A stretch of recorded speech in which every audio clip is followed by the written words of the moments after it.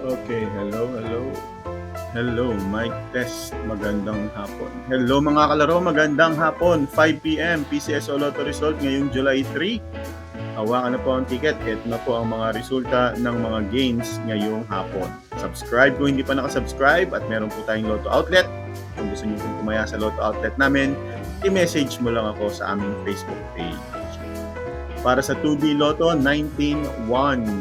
In exact order, panalo ka ng 4,000 pesos. 2,000 pesos naman kung nagrambolito ka.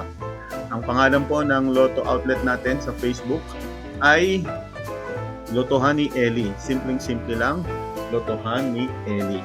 Para sa 3D Lotto, 424. 4,500 ang panalo sa straight at 1,500 naman kung nagrambol. Ito po yung ating Facebook page. Kung gusto niyo pong mag-message dyan, mag-message po. Kung gusto niyo tumaya po. At magkita-kita tayo mamayang 9 PM. Chat niyo po ako. Thank you.